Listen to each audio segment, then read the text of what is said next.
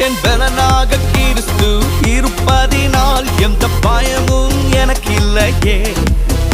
என் பல பக்கத்தில் அவர் துணை நிற்பதால் நான் ஜெயம் பெற்று எழும்பிடுவேன்.